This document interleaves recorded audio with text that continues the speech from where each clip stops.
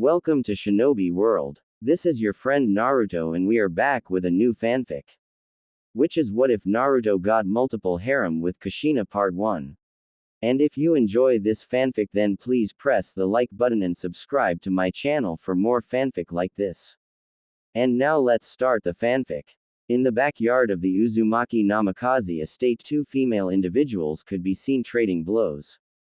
Both of them had breathtaking crimson-red hair that flowed in the wind current generated from the rapid movements from both of the individuals throwing punch after punch.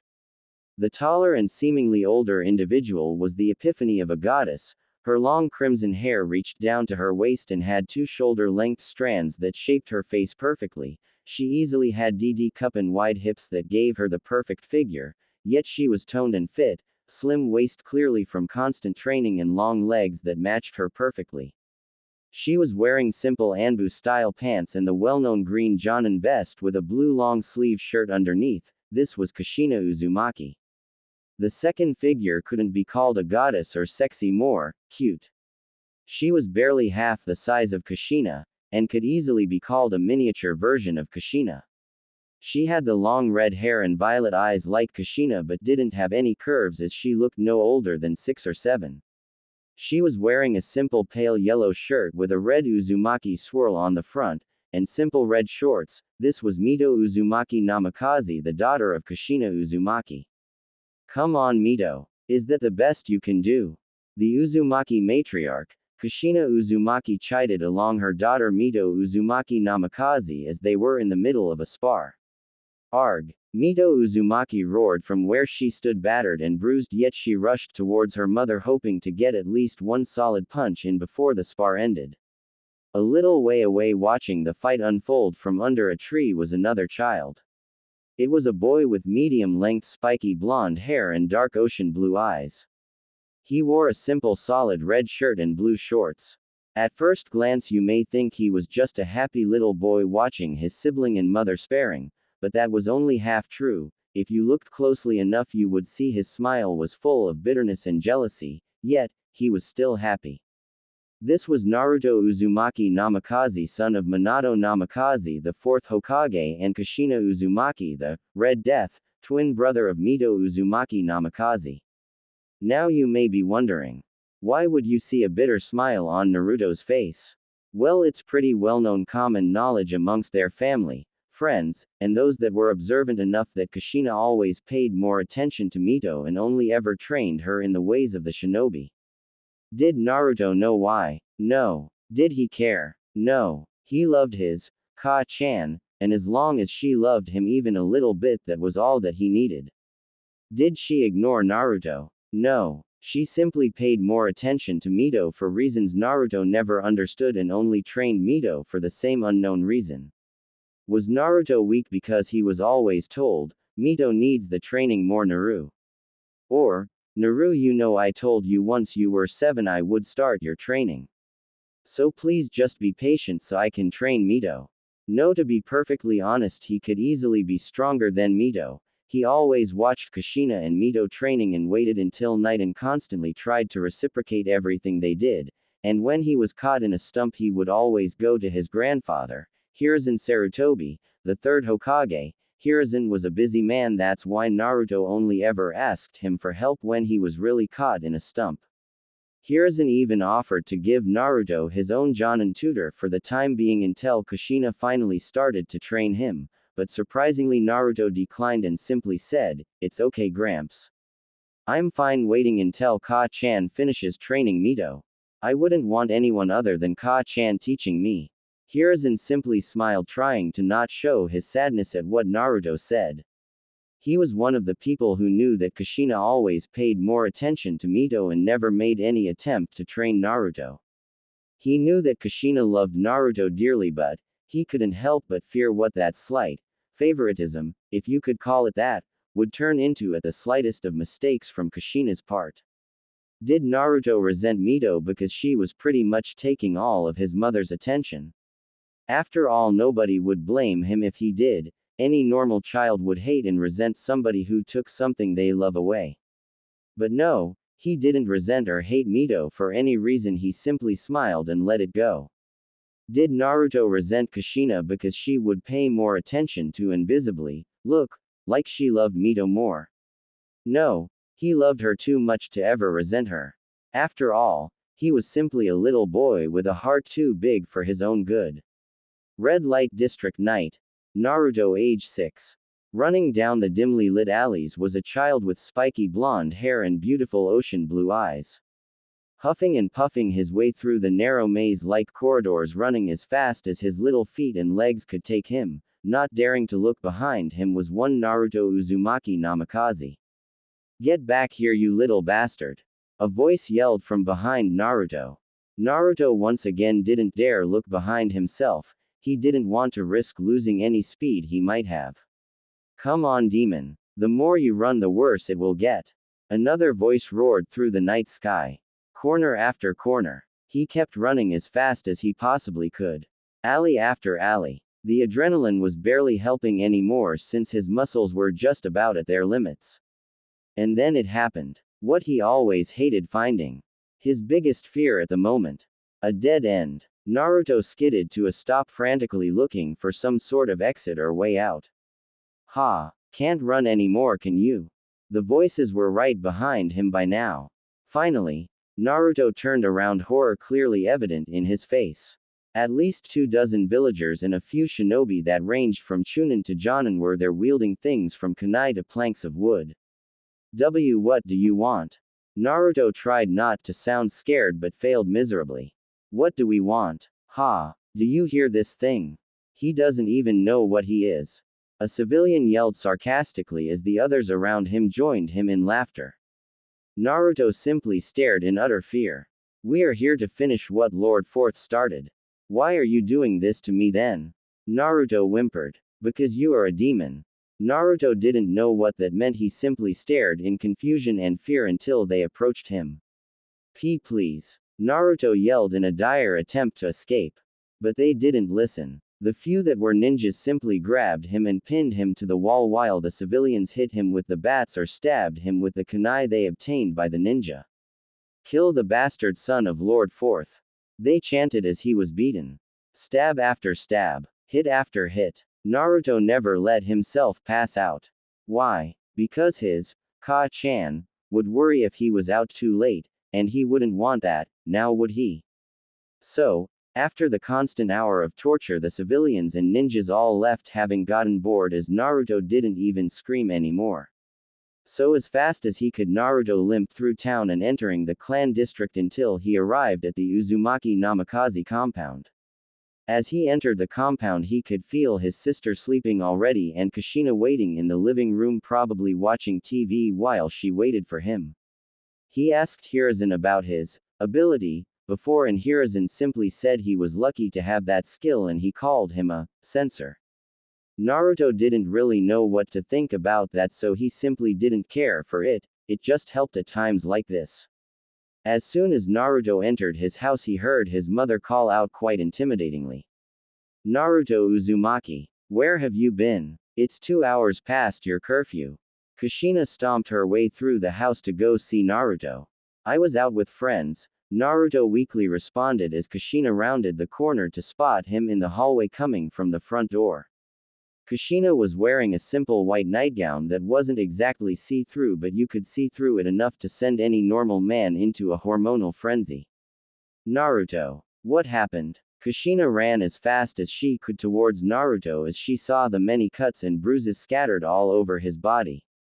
"I was out with friends, and fell out of a tree," Naruto lied. "What? Be more careful. How many times do I have to tell you to stop doing such dangerous things?" Kushina scolded her son as she led him to the bathroom so she could wash him in the bath and tend to his wounds. Yes, these things happened quite often. Naruto doesn't even have that many friends his own age to play with, but what his mother doesn't know wouldn't hurt her. Did Naruto lie? Obviously. Why? Because he doesn't want to trouble his mother more than he already does. After all, he's just a boy with a heart too big for his own good. October 10th.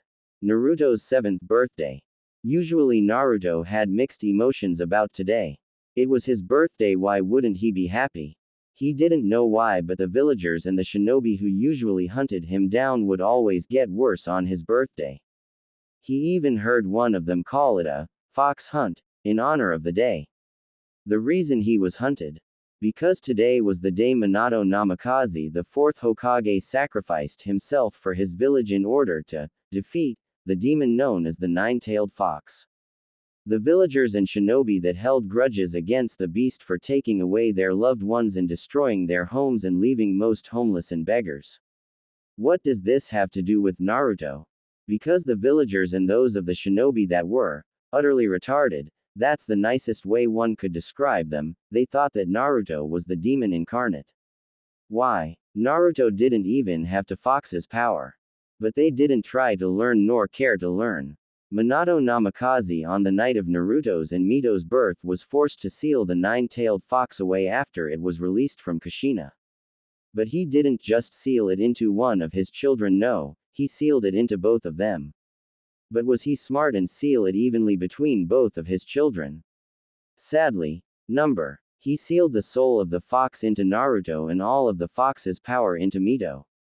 His thought was that without the fox's power the fox could do nothing to tempt or torment his host and would render it useless. Hell, he even told the shinobi and few villagers who saw the scene to treat both of his children as heroes. But when they heard Naruto had the literal soul of the demon inside of him, the villagers and few shinobi were too blinded by hate and revenge and took out their hatred on Naruto. Don't get me wrong, Mito had some haters too, but not even close to the same level as Naruto. And with her mother Kushina Uzumaki always with her, those enemies just backed away. So once again Naruto was treated as the demon and the bastard son of the fourth Hokage. While Kushina and Mito were the fourth Hokage's beloved family that everyone loved unconditionally because of Minato's sacrifice. But did Kushina know of this? No. Did Naruto care if she knew?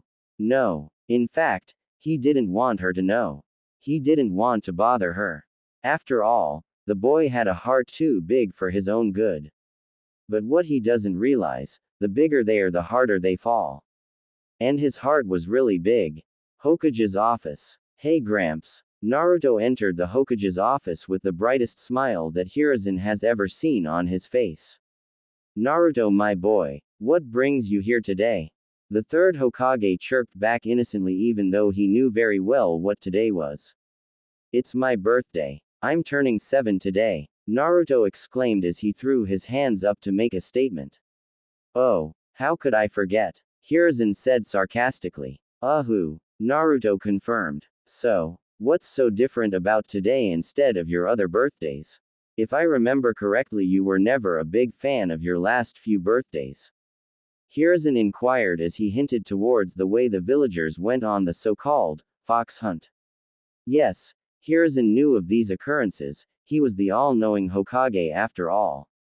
Now you may be wondering, why didn't he tell Kushina? But the answer is quite simple actually.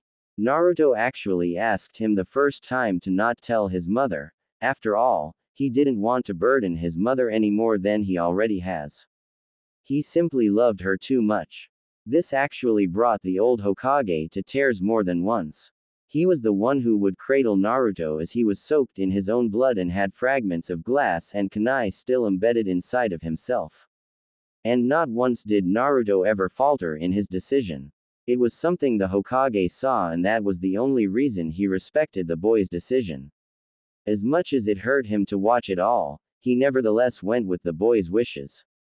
Hiruzen has even told Naruto in those times as a toddler that this world didn't deserve him. His family didn't deserve him. Hell, he even said he himself, the Hokage, didn't deserve him. Naruto was the most loving soul he had ever seen in both adults and children. Naruto's heart was simply too big for his own good. The Hokage saw this all too clearly. Well, today's special because Naruto started to get extremely hyper and started mumbling to himself, which made the Hokage smile. Because? Hiruzen questioned. Because now Ka-chan can start training me. I'm finally 7. She promised me once I turned 7 she would teach me in the ninja arts and everything. And I can finally learn how to use her cool chain thingies too. Naruto cheered as he jumped around the room mimicking the cool ninja moves he saw as he watched some Jonin senseis teach their genin squads. At that simple statement Hiruzen almost broke down. He visibly flinched as he heard those words. I see. Well, I'm sorry, but today I won't be able to hang out with you or give you a present for your birthday, Hiruzen said truthfully as he did have too much paperwork and it couldn't wait until tomorrow. Oh, well, that's okay, Gramps. I don't need a present. Naruto cheered truthfully. He was never big on presents as long as he had people he loved around, he was perfectly okay just hanging out with them. Oh, I see. Well, how about this? Tomorrow I'll take the day off and I'll finally teach you some cool new jutsu. It will be a Naruto-only training regimen. Hiruzen couldn't simply not give his pretty much adopted grandson a present. Really? Thank you, Gramps. Naruto basically flew over the Hokage's desk and embraced the old Hokage in a bone-crushing hug. Anything for you, my boy. Lord knows you deserve it, Hiruzen whispered, just quiet enough for Naruto to not hear. Hiruzen simply smiled and patted Naruto's back for a good minute before he finally lifted Naruto up and placed him back onto the ground. Alright, now run along to your mother. I know how she is when you're late, so make sure you get home soon. I'll pick you up tomorrow and then we can go learn the new jutsu I promised. Does that sound alright to you? Hiruzen asked. Yeah, I'll be waiting, Naruto cheerfully declared. Alright, good boy. Hiruzen then ruffled Naruto's hair and shooed him away. Bye, Gramps. You better have some really cool jutsu for tomorrow. I'm a quick learner. Naruto waved goodbye from the doorway with his bright smile that could brighten even the darkest of days. Oh, I will. Now hurry before your mother starts to get worried. Hiruzen waved back. And so, Naruto left and slammed the door shut. Anbu, leave. Hiruzen yelled, but anyone could hear his voice crack from the sudden influx of emotion he had to hide from Naruto. But Lord Hoka, one of the Anbu operatives tried to say. Out. Hiruzen yelled even louder, this time he steeled his voice. As soon as he was left in the room seemingly alone, he broke down. Tears streamed down his face as he placed his head into his hands and stared down at his desk in despair. Finally, after a minute of silent crying, he punched his desk as hard as he could without chakra, sending splinters of wood around the room in the process, but he didn't care. He just spun his chair around and leaned back, staring at the vast sky outside of his window. Hiruzen, why are you crying? A voice spoke from behind Hiruzen in front of his desk. Panther. Hiruzen didn't even flinch from the sudden voice. Why are you in despair? Shouldn't you be happy for the boy? And don't try to change topics and say you aren't sad for him. I could see it in your eyes as you spoke to him. The now called Panther spoke in a gruff voice. Panther was wearing the full Anbu uniform, including the mask that was completely white with black markings for a panther, and on his left shoulder was a band that read Captain, so one would assume this man was an Anbu captain. All you could see from his natural features was black hair with some silver in it and his silver eyes that peered through the mask. Didn't I order everyone to leave? Hiruzen steeled his eyes that were still red from crying. Hiruzen, Panther spoke in a lower tone. Hiruzen hit the desk with both fists again as tears began to stream again. What happened? Even the Panther Anbu was clearly taken aback by the Hokage's appearance. The Anbu operative spoke as if he has known Hiruzen for quite some time. I fear we are going to lose one of the brightest and most pure beings alive today. Hiruzen leaned back again and sighed. That boy? Panther inquired. Yes. Why? He looked so happy right now. That's the problem. He looks happy right now. That will soon change. The old Cage explained. Can you explain? Panther questioned, clearly intrigued and slightly worried. Very well, it all started with Naruto. Naruto was smiling as brightly as he possibly could. Why would he not? He just turned 7. He would soon be able to train with his Ka-chan. He was basically skipping home from the Hokage tower. His mind didn't even register the glares and curses being thrown at him. Finally, after only around 10 minutes, he finally reached the Uzumaki Namikaze compound. Ka-chan. I'm home. Naruto yelled from the front door as he hurriedly threw off his shoes and ran through the house. No answer. Naruto ran through the house until finally he reached the back door where he saw his mother and sister training in what looked like a new jutsu in the backyard. He looked bitterly and jealous at them for the smallest of a fraction of a second until he shook it off and sprinted towards Kushina.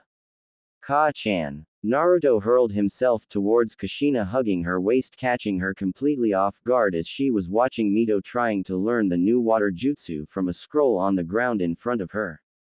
Sochi. How's my little Naru? Kushina squealed as she hugged Naruto back and lifted him up and spun him around, still hugging him as hard as she could. These were the times Naruto loved the most. This feeling right here was what he lived for.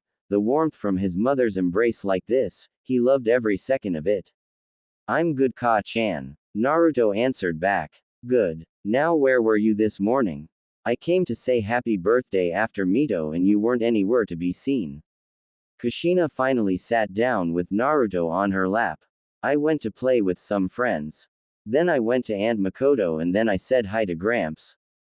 Naruto exclaimed, snuggling closer into his mother. For some reason there was a little voice in his head that told him to enjoy this as much as he could. And enjoy it he did. I see. Did you get anything good for your birthday? Kushina asked. Yep. Gramps is gonna teach me a new special ninjutsu technique tomorrow.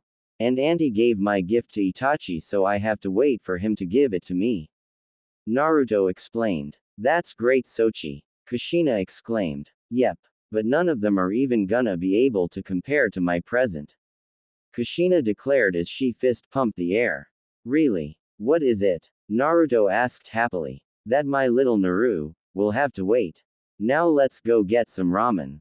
Kushina then picked Naruto up and called over Mito. And so, the day went on as good as Naruto could have ever expected. They got ramen, went to see a movie, even went and played at the park, just the three of them. But finally, it was dark and they were all home eating cake. So, who's ready presents? Kushina exclaimed out of nowhere, causing both of the children to look up from their bowl with sparkles in their eyes. Me. The twins both yelled at the same time, causing Kushina to giggle slightly at their enthusiasm. Alright, then wait here and I'll bring them out. Kushina then got up from her seat in the living room where they were all situated and walked to her bedroom. The twins both waited patiently yet excitedly for their mother to return. And out came their mother with one box. It was wrapped neatly with orange wrapping paper. Here you go, Naru. Kushina gently laid the box that was as tall as Naruto yet as thin as a few inches. Thanks, Ka-chan. Naruto quickly thanked his mother as he tore open the present. Inside the wrapping was a simple wooden box. Once he opened the box, he marveled at what he saw. A sword. Naruto was in awe. The hilt was simple red with a golden guard, while the sheath was red with golden markings, like it was of a golden dragon wrapping around the sheath. What about me, Mom? Mito asked with big eyes. You, my dear. Kushina stopped for dramatic effect. Naruto and Mito both listened intently. Are going on a training trip with me. Kushina exclaimed happily. Yay. Mito jumped and pumped her fist in the air just like how Kushina does. Awesome. Ka-chan, when are we leaving?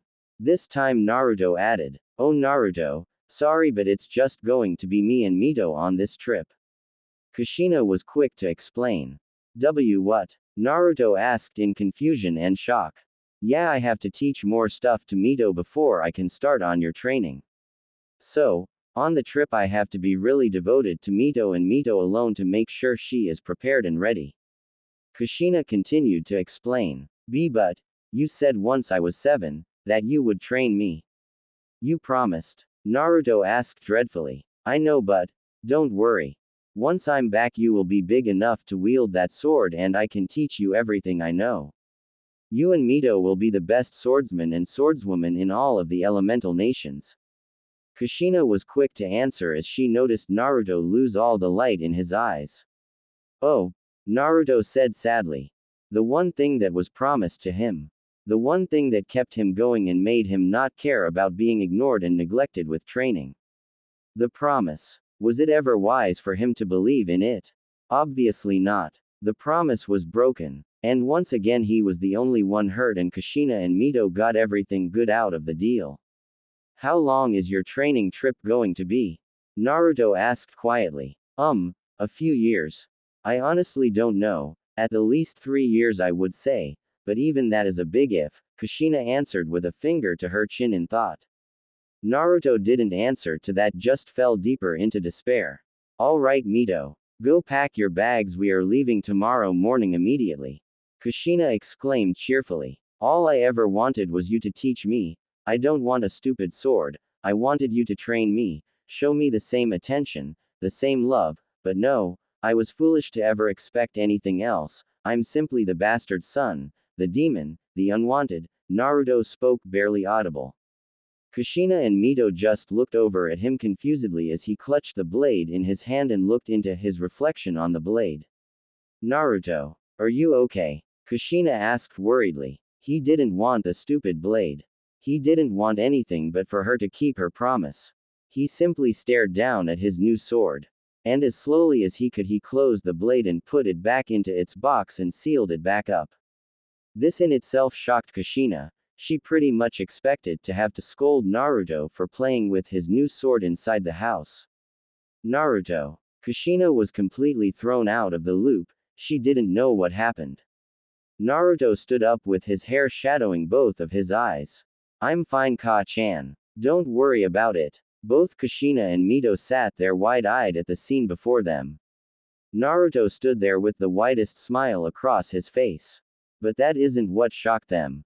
Tears. So many tears were streaming down his face as he smiled at them. It was uncomfortable to say the least.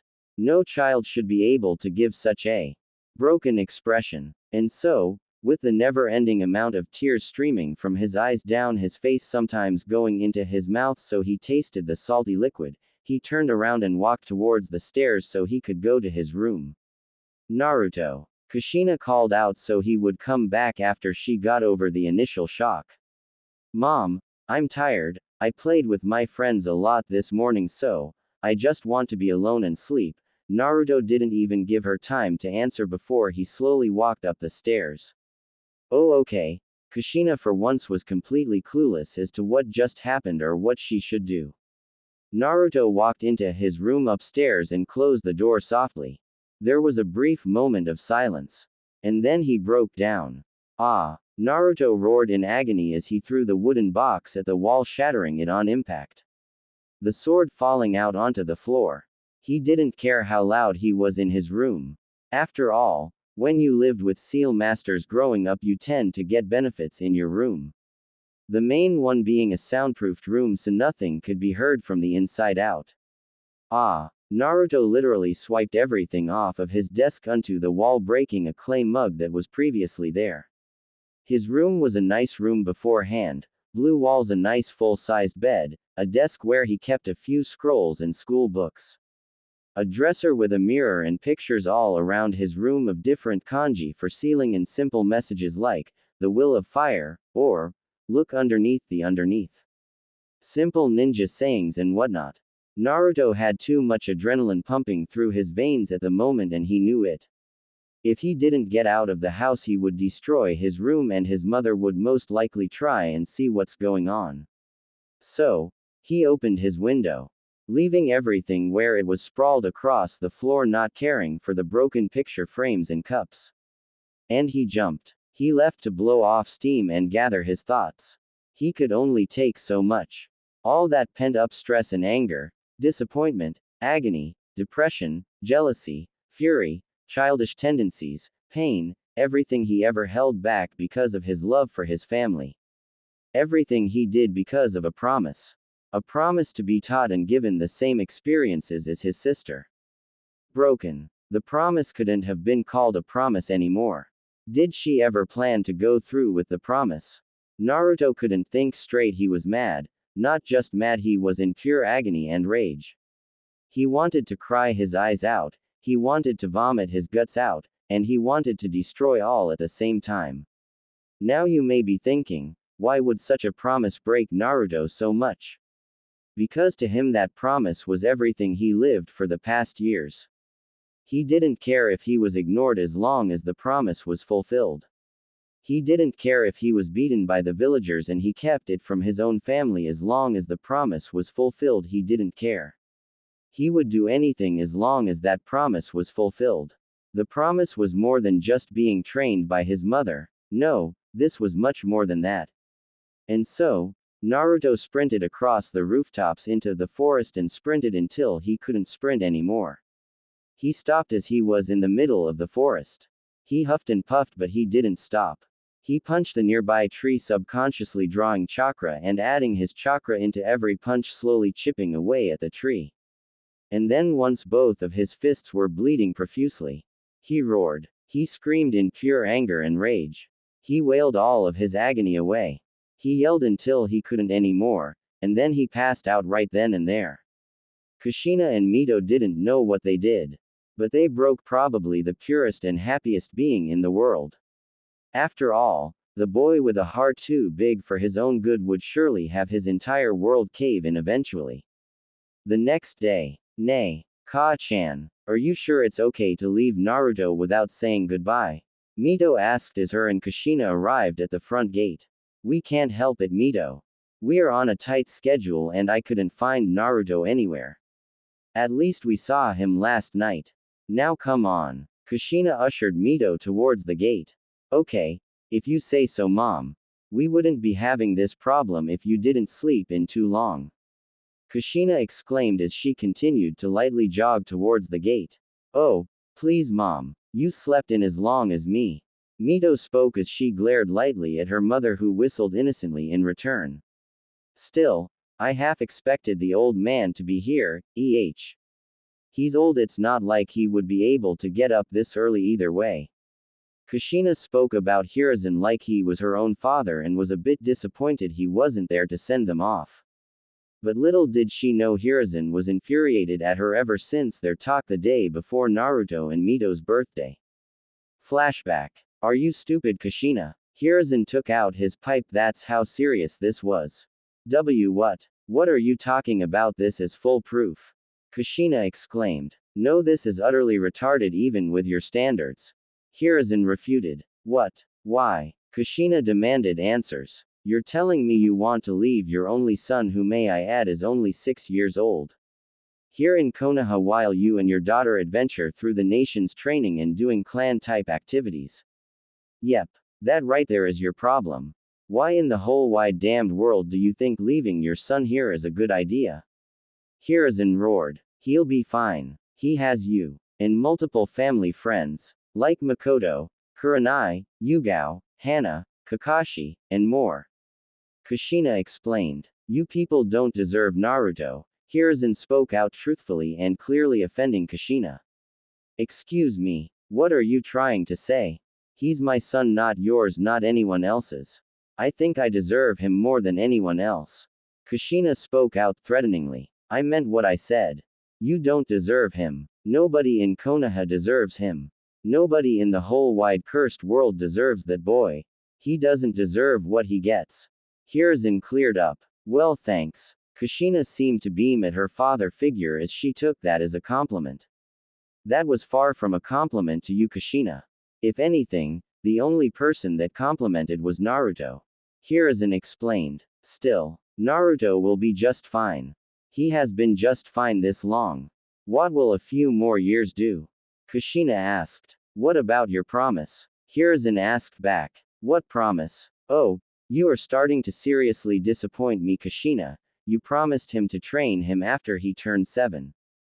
Hiruzen roared. What? That promise? He'll be fine. He understands everything. Anything I do he agrees with and doesn't argue with. He almost makes no trouble or anything. I'm sure he will be just fine waiting a few more years. And plus, Mito will be done training so she can help me. Kushina exclaimed. Good God, how long are you planning on being out of the village for then? Hiruzen asked calmly. A few years. If we're super lucky, maybe 3 to 4 years.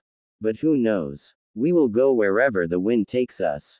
And also where I set up specific training appointments, but none the different. Kushina fist pumped the air, not caring at all what she said. You Kushina was clearly confused. Get out. Hiruzen ordered. What? You didn't even answer. Just get out. Do what you want. Don't blame me for what happens afterward. Now leave. Hiruzen roared with clear disappointment and anger in his voice. Geez, did he wake up on the wrong side of the bed or what? Kushina asked herself as she walked the Hokage Tower halls. Still, I got the okay. Mito, prepare for the best training trip ever. Kushina cheered as she quickly ran home to prepare. Flashback end. Alright, we're burning daylight here, Kushina yelled as she started off towards the exit. Wait up, Mom, Mito yelled as she went to catch up with Kushina. As Kushina thought about what Hiruzen said, it started to affect her more and more. She started to doubt her decision to leave Naruto behind. She had this feeling of dread in her gut, but she waved it off as fast as it appeared. It will be fine. Kushina spoke to herself. What will Mom? Mito asked. Nothing. Kushina cheered as she continued out. And so, they left. Not realizing the monster they created. The demon they let out. The most loving creature alive they broke. Tortured. And burned into nothing but ashes. Hokage Tower. Boom. Hey. Get back here, you brat. Crash. You can't go in there. Those were the noises Sarutobi Hiruzen heard as he sat in his office in utter silence staring out towards his village. He already knew what was happening. After all, he watched what sparked what was about to happen. Last night Sarutobi Hiruzen watched through his crystal ball everything that happened with Naruto and his family. He saw this coming from the very beginning of Mito's training in Naruto's neglect, since in the very end what Kushina did to Naruto was neglect, there was no other title for it. Sure, she loved him, there was no question about that, even Sarutobi saw that, but her stupidity and fear clouded her thoughts and mind and in the end caused Naruto to break. Hiruzen clutched his fists in anger. No, not just anger. Rage, pure and utter rage was all that he felt at the moment towards Kushina. She was a daughter in everything but blood to him, don't get him wrong, but he couldn't believe what was happening, and Naruto was going to be the biggest factor in it all. But Hiruzen steeled himself and prepared himself as he heard the footsteps and stomps get closer to his office. Slam. All the preparations and thoughts Hiruzen gathered completely shattered as he saw the scene in front of his very eyes unveil. Naruto was standing in the doorway. Crying. He had the most agonizing expression Hiruzen had ever seen on his face. It made his heart break just watching. And so Hiruzen did the only thing he could think of doing. He brought Naruto into a bone-crushing hug, letting the boy cry into his Hokage robes. Hiruzen scaled the room like he was about to kill an enemy on the battlefield, that's how fast he moved. He looked up as he hugged Naruto and motioned for the workers and several ninja to leave him and Naruto alone for the time being. Why? Naruto wailed. Hiruzen simply stayed quiet. Why don't they love me? Why do they get everything good when I get nothing but pain? Naruto's yells were muffled by the old Hokage's robes. I can't answer that, Naruto. I don't know. Hiruzen was at a loss for words. They left me. They didn't even say goodbye. They don't care about me. Naruto wailed even harder. Hiruzen couldn't think of an answer for that remark. In a way he agreed with Naruto. It hurts. It hurts so bad. Naruto exclaimed. I know, Naruto. I know. Hiruzen rubbed Naruto's back. She promised. She promised me. And she broke the promise like it didn't even mean anything. Naruto cried. I know. What do I do? Naruto questioned. Just let it out. Let out all of your pain, Hiruzen advised. And so, Naruto cried. He wailed. He agonized. Finally, after 10 minutes of non-stop crying, Naruto let up and backed away from Hiruzen. Are you okay for now? Hiruzen asked. I think so, Naruto answered meekly with a sniffle at the end. Then let's go to my house. I did promise to teach you some cool new jutsu, didn't I? Hiruzen tried to cheer up Naruto. Grandpa, I don't think I want to train today, Naruto informed sadly. I see, then, how about we? Hiruzen looked around the room, then looked outside and saw that it started to snow. How about we what? Naruto asked curiously. How about we go and drink some hot chocolate? Hiruzen cheered. Can we have marshmallows? Naruto asked quietly. We can have as many as you want.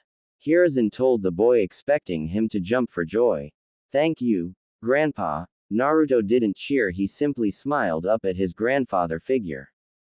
That reaction in itself broke Hiruzen's heart once again.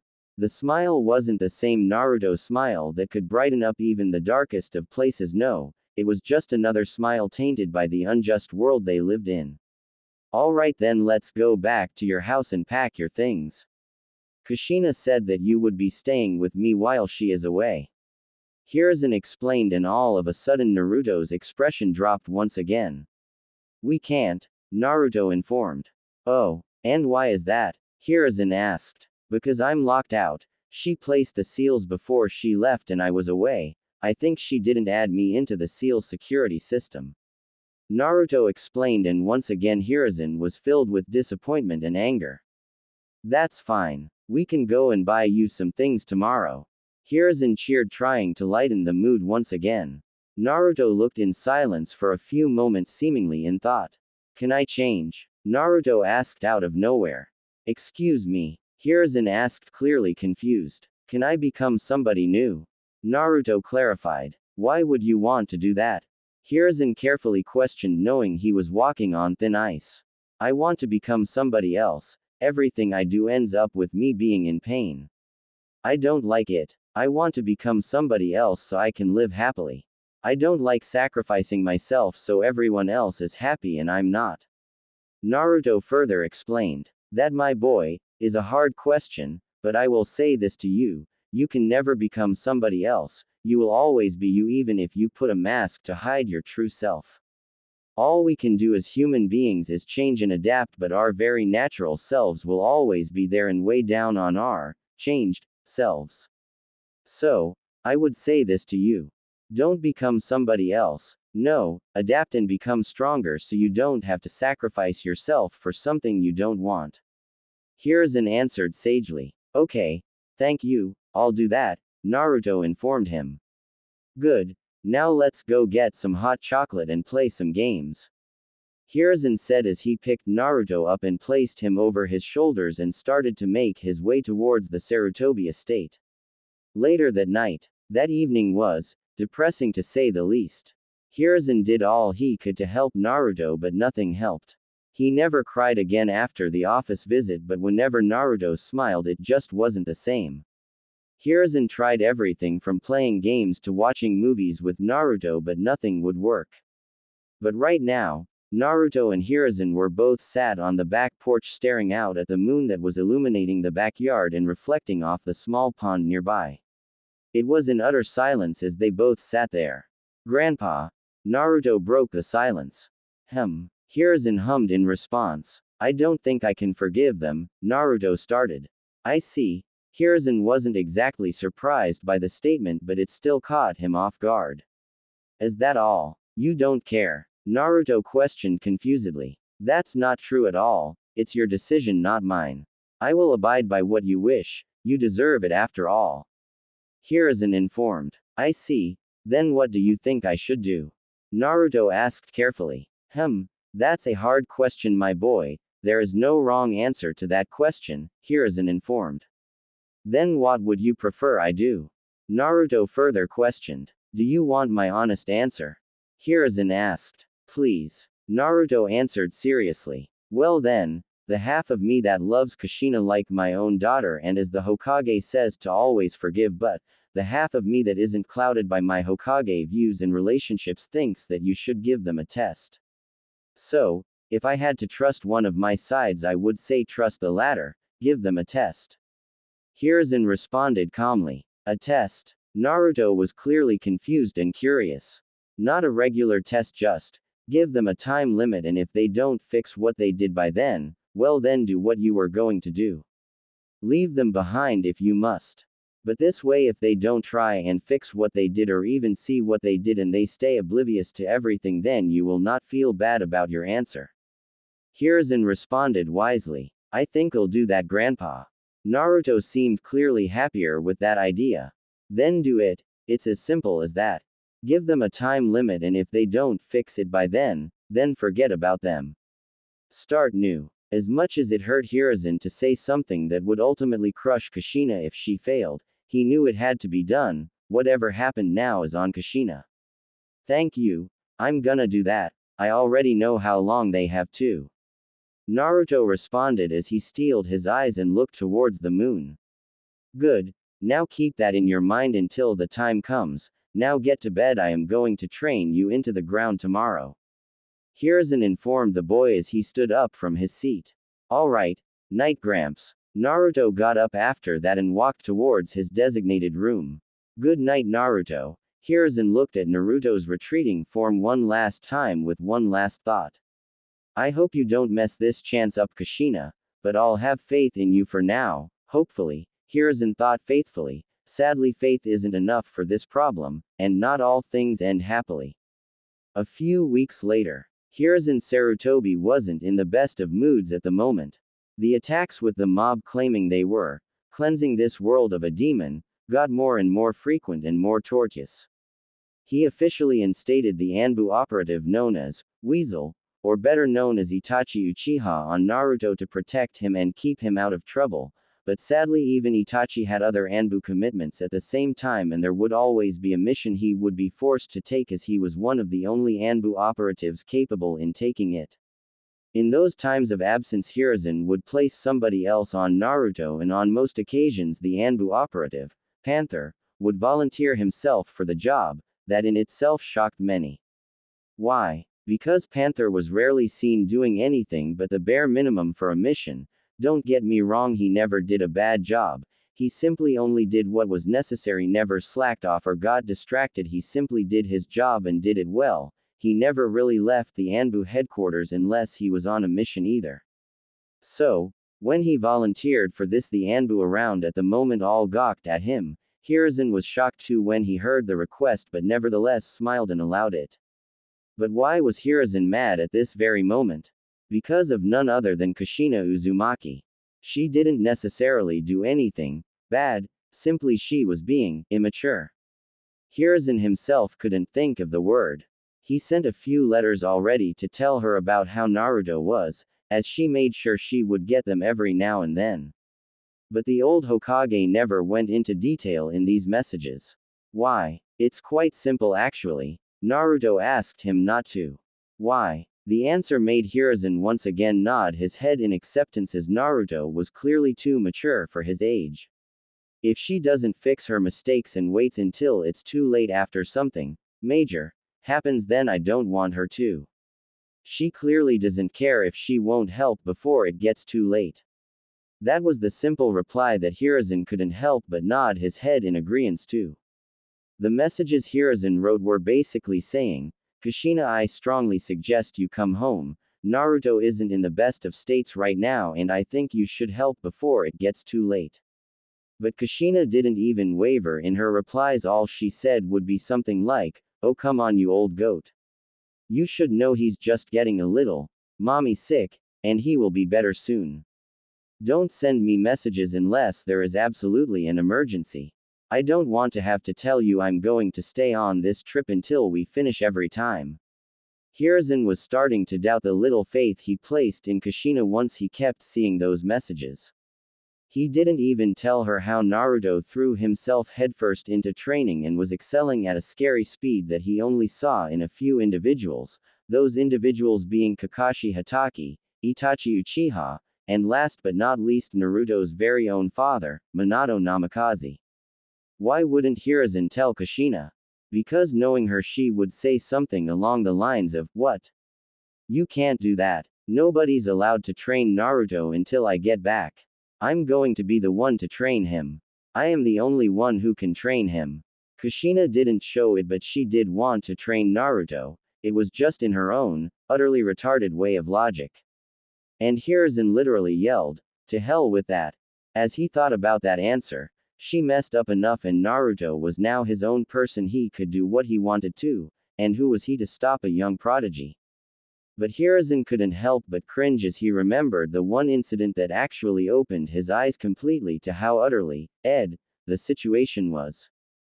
Flashback. It was about a week or two after Kushina and Mito left to train, and Naruto wasn't sitting by idly and lamenting. No, he was diving face first into his training.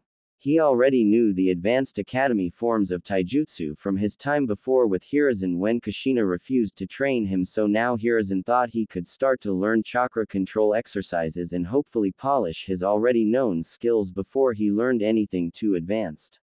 But now we see Hiruzen making his way back to his house after a long, no scratch that, very long day in the Hokage's office. When he left at the early hour of 7 a.m., Naruto was already up and training his heart out. Hiruzen couldn't think of anything but going home and resting his old bones and hopefully finding something good on TV or read one of his, not-so-kid-friendly books. But all of those thoughts immediately vanished from his mind as he entered the Sarutobi compound and saw Naruto in the same exact spot as when he left, still training his heart out. Normally that wouldn't shock the old Hokage, but as he saw the scene he immediately saw something he shouldn't see. Blood. Punch. Kick. Duck. Flip. Repeat. Flip. Dodge. Kick. Jump. Kunai. Repeat. Like a robot, Naruto repeated time after time, completely entranced in his training. He was completely zoning out the outside world. So, in that moment of not understanding what was happening outside of his own training, Naruto didn't notice his hands and knuckles completely torn open, almost gushing blood. No, not almost gushing, they were gushing blood. There were blood splotches around Naruto that could only be created if Naruto didn't stop training and kept training even though he was bleeding. It wasn't a lot of blood in the sense they were in the shinobi world, but that much blood for a 7-year-old. Exactly. Hiruzen would later realize this was because the fox inside of Naruto helped Naruto regenerate the lost blood and in the end, didn't make him collapse from blood loss. Naruto! Hiruzen yelled as he rushed to Naruto's side. Nothing came from Naruto as he repeated his attack on wooden training dummy that now had blood and gashes all of it. Naruto! Stop! Hiruzen got closer. Naruto narrowed his eyes and leapt as high as his small 7-year-old body would take him, and he twisted and sent a crushing kick to the dummy's head. Enough! Hiruzen roared as he grabbed Naruto's wrist and held it there. But the one thing Hiruzen failed to see beforehand, he now saw, and he was shocked to say the least. Naruto was crying. His eyes were bloodshot and puffy. And seemingly Naruto's mind numbed all of his pain so he wouldn't feel anything. What happened, Naruto? Hiruzen softened as he saw Naruto's tears, but nevertheless needed to get to the bottom of whatever happened. It hurts, Grandpa, Naruto explained as clutched his chest. What hurts, Naruto? Now Hiruzen was getting even more worried, thinking something gravely bad happened to Naruto. My chest. My heart. It hurts, Naruto further explained as he looked up at his grandfather figure. Then why are you training? You should have come to me immediately. Hiruzen chastised slightly. Because it hurts if I don't train. If I train, the pain goes away. If I'm alone and don't train, I think of them. I think of Ka-chan. I think of everything and it hurts. But when I train, I feel better. Naruto exclaimed. Oh Naruto. Hiruzen brought Naruto into a hug. Grandpa, am I in trouble? Are you going to make me quit training? Naruto asked frightfully. No, Naruto. Then what? Train. Train your heart out if you must. Naruto looked up at the old Hokage with his soul-piercing ocean blue eyes and did his best to smile at him. Thank you, Grandpa. No problem, but if I see you training to the point it will stunt your growth or permanently injure you, I won't even hesitate for a second to stop you. Okay. Hiruzen told him. Okay. Good, now let's go inside and clean up. I'll teach you something cool tomorrow. Hiruzen ruffled the boy's hair as he started making his way inside. God, it's worse than I thought, Hiruzen thought to himself as he realized what Naruto was doing. Whether he was doing this subconsciously or consciously, he was literally killing off his family. Hiruzen realized what Naruto was doing is only shown when a shinobi loses a loved one or a close comrade on the battlefield. They would normally drown themselves in missions and training and always needed to have somebody else there so they wouldn't completely lose themselves in their thoughts. The most notable case would be Kakashi Hatake after the loss of his final team member and his sensei Minato Namikaze. After that he almost immediately entered the Anbu and went on mission after mission, not even caring for the pay he got for it. All he needed was to keep his mind off of everything else. And that was what Naruto was doing right now. It truly scared Hiruzen. Naruto was changing and maturing and forcing out all other thoughts. And he was doing this at the age of 7 and at a rapid pace. I fear it's too late for you, Kushina. After all, you are literally going to be dead to him if you don't fix things soon, Hiruzen thought as he entered his house with Naruto in tow. From then on, Naruto would continue to train and Hiruzen rarely ever left him alone. He always either had a shadow clone at his office or with Naruto. But this train of thought from Naruto helped him in the long run as he once again excelled in his training. End of flashback. The third Hokage was now sitting in his office awaiting the meeting he was scheduled to have with none other than one of his Anbu captains. That specific Anbu captain was probably the most elusive Anbu member in the entire Anbu combined. Lord Hokage. An Anbu with a panther mask appeared out of the shadows. Oh, I'm guessing this is quite serious if you have to address me formally. Hiruzen sipped on his tea as he looked at the Anbu agent. Well, it's a formal request, or an idea one could say. Panther explained. Then explain. Hiruzen replied. It's about a new way of training Anbu. Panther started but was quickly interrupted. Declined. You know as well as me that our Anbu regiment is already borderline. We went over this with Danzo and his root Anbu. If we screw up our working Anbu program, who knows how else we are going to completely screw up somebody's mind. Already we have to station a Yamanaka on every agent to make sure they don't go insane. Hiruzen didn't hesitate in the slightest with his response. Let me explain better. That was a poor choice in words. Not a different training program, just a different mindset. As of right now, whether you admit it or not, you are training and want your Anbu to be elite killing machines that don't pay any mind to their emotions while on missions. Now maybe you don't do it to the same extent as Danzo, but nevertheless it's the same idea. Panther explained, getting a nod of agreement from the third Hokage. Continue. Hiruzen was getting curious now. Okay, so you want to train your Anbu to think village first, and family and all of that is after the village, correct? That is the idea. What if instead of that mindset we let them have a family first, or loved ones first mindset, and we don't really try to necessarily try and change their mindset? Panther voiced his idea. And why do you think that's a good idea? Hiruzen clearly wasn't impressed. Well, think about it this way. If your family loves the village or your loved ones love the village, wouldn't you want to do everything in your power to protect what they love? And from my personal experiences, the ninjas who have more emotions in most, not all circumstances, they tend to grow stronger and faster at a rapid pace. Whether they do it to protect themselves or their family, some even grow strong and strive in battle because they don't want to die, because they have family and loved ones to return to. Panther explained. And if their families don't like Konoha, or hold a grudge against us? The Hokage voiced his concerns. Oh please. You know as well as me that we don't instate any shinobi into the Anbu if they have a vendetta against Konoha or they had a past experience against Konoha. I know, but I fear somebody like that could mess up the entire Anbu and their Anbu ways. Hiruzen spoke truthfully. Okay, think about this. You want your Anbu to show more emotion outside of work and to make sure they aren't exactly emotionless machines, like Danzo's root, right? Panther inquired. Yes, outside of work, that is. Then if we introduce somebody like that, he could help with that.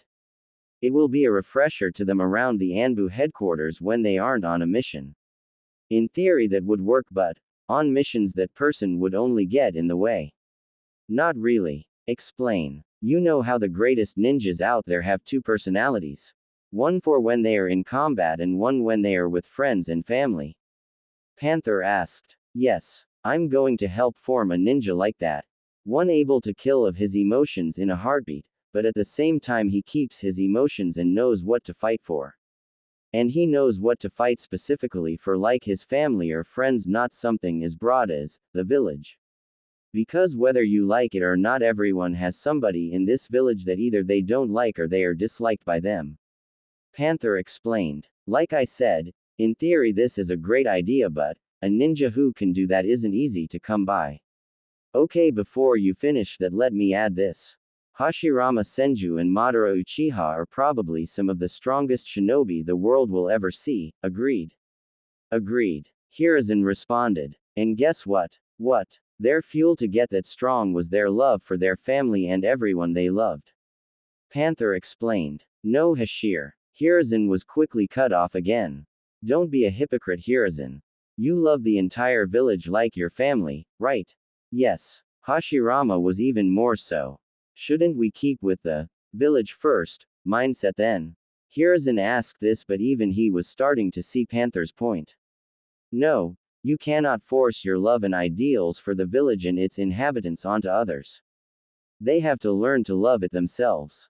Now, I'm not saying if we go through with this plan they will love the village like Hashirama or you, but they will at least put their loved ones first and have their own fuel to protect the village. And if this goes well, we will probably even increase the success rate of mission and lower the casualty rate. Think about it, brotherhood will be stronger with this. Panther informed. You aren't going to stop pushing this idea, are you? Hiruzen sighed and put his face down to his hands on his desk. Is it a bad idea? Panther asked seriously. No, just. Hiruzen was clearly having doubts. One kid, Panther stated out of nowhere. Excuse me, all I need is one kid to be my apprentice. Hell, I'll even take an orphan to make you happier. Panther informed. Fine, you get one kid, but make sure to check with me before you start anything. Obviously. Panther spoke clearly, relieved and happier. Now get back to work, I have plenty of paperwork that needs signing. Hiruzen shooed the Anbu agent away as he continued his work. Hiruzen couldn't exactly deny the request when Panther said he would personally take on an apprentice. After all, Panther never spoke with, let alone trained anyone, if he truly didn't need to. So that alone showed how serious he was. Hiruzen simply sighed and leaned back on his chair. I have a feeling I'm not going to like who he picks, Hiruzen spoke to himself quietly. A few weeks later. Torture. Torture was what was happening to Naruto the past 2 months. From his mental health to his physical health, everything was being tortured. At first it was all mental, from all of his pain and agony finally erupting after all those years of keeping it locked away. But the seal broke and it all flooded out like a tidal wave. Then it was the fox hunts. Beating after beating, it never relented. Hiruzen saw this and placed Itachi Uchiha as Naruto's bodyguard from the shadow, but that only made it worse. The longer it took to have a fox hunt, the worse the beatings would get. At first Naruto could run away or beat the villagers himself thanks to his training, but that soon ended. They got more Jonins to join and help them capture the bastard son of the 4th Hokage. Don't get me wrong, Naruto never once let the pain get to him. But don't get this wrong either, he didn't accept the pain, no, he embraced it. Now that may seem like a little much for a 7-year-old, but in reality, Naruto was already mentally older than that. And as long as Hiruzen trained him and still cared for him, he wouldn't mind the pain. That doesn't mean he won't try and get out of the torture sessions though. Like right now, Naruto is running as fast as he can, leaping over bounds literally and figuratively to get away from the mob behind him. No, no, no, no, no. Naruto kept speaking to himself as he rounded another corner. Today was one of those days that Naruto dreaded the most. He was due another beating or torture, whatever you wanted to call it, and he was 2 weeks and a half due one, so that meant he was in for a bad one today. Come on, come on, come on. Faster, faster, faster. Naruto kept telling himself so fast it was starting to sound like a chant. Naruto never did get how the Hokage could arrest so many people, yet they kept coming and they only got worse and worse, never running out of time, people, nor energy. Don't mess up. Don't mess up. Naruto yelled to himself as he burst forward, using all of his energy trying to gain that extra bit of speed for what he was about to do. In front of him was a dead end. Yet this time he wasn't as scared like he used to be. Why? Because he was a ninja now, he could climb walls. He leapt onto the wall. One step. Good. Another step. Better. Two more steps. Closer to escape. Yes. Naruto cheered to himself as he was about to be home free. He was a few steps away. No, one leap away. But things were never that easy for Naruto. Naruto broke out into a full-blown smile. And with one action his entire world crashed down before him. Somebody grabbed the back of his jacket. And with one powerful yank he was sent sailing down to the ground below. As soon as Naruto hit the ground all the air from his lungs was knocked out of him. He gasped for air as soon as he possibly could, but as he looked up the sky in front of him wasn't there, in its place was the mob. They grabbed him as soon as he got air into his lungs and held him down on his knees. You really thought you would get away that easy? We're different than you. We don't come unprepared, we learn from our mistakes. You're not getting away from us ever again, and lucky for you we're going to be getting revenge for the others you getting arrested. A villager snarled. Naruto couldn't do anything but stare in horror, bracing for whatever they had in store for him. It started normally, fists beat against him leaving him black-eyed, and the villagers cursing him, spitting on him and blaming him for things he didn't have any control over. But then something new was about to happen. Something much worse than normal. Oh, it looks like the little bastard actually got used to our beatings. The seemed-to-be leader spoke out. Yeah, you're right. Make it worse. Kill him. Every remark was getting worse and worse. And then it happened. Naruto didn't have to be told what they were going to do, to know what was about to befall him. Oh, this is so convenient. I think God himself has officially told us what to do. The leader yelled as he looked straight at a metal can that had a bomb fire inside of it that was probably used by some homeless man, considering it was late January at the time. The man walked toward the fire and pulled something out. A metal rod that was red hot at the end from the extreme temperatures in the fire. No. Naruto screamed louder than he ever has. Why don't we label the demon? So, all can know what he is. A demon. A bastard son. The devil himself. The man yelled, causing cheers to erupt from the crowd. No. Please. Stop it, please. Naruto continued to cry louder and louder. Now why should we? You're the one who took our families and loved ones, it's only fair you live a life of pain. The man snarled sadistically. I didn't. Please. Naruto yelled, hoping for a savior to hear him. Strip him, boys. The man commanded the ones holding him. And so, they tore off his shirt, revealing his pale chest. Now let's put this, right here. The man exclaimed as he narrowed in right onto Naruto's chest, right under the collarbones. Ah! Naruto screamed in pain and agony. The man used the blazing metal rod like a pencil, dragging the molten hot end on Naruto's skin, slowly melting the skin and muscle underneath. There. It's a masterpiece. The man looked at his work in glee. On Naruto's chest was, Devil, written in big and bold letters. Naruto was going into shock from the pain. The last thing he heard was, who's next? I think we need everyone to know he's the bastard son of the fourth, too. Naruto's mindscape. It was pitch black, nothing but blackness for as far as the eye could see. This wasn't the first time Naruto's been here, but every time it's the same. It's quiet and peaceful. Nothing to bother him. It was just a place to get away. Naruto. A voice spoke from deep inside of the darkness, shocking Naruto quite a bit. Fox. Naruto spoke, realizing what was happening. Yes, Naruto learned of what he had inside of him. After his mother and sister abandoned him, he had more time to think about things. He finally got a hunch about it, where he then asked Hiruzen, and Hiruzen himself clarified it. It all made sense when he truly thought about it. Actually, it was a shame he didn't learn earlier. You're not surprised? The voice asked in a mildly surprised tone as two massive eyes with red irises and slit pupils asked. Not really. Naruto responded quite calmly. I see. A set of pearly white razor-sharp teeth shined through the darkness.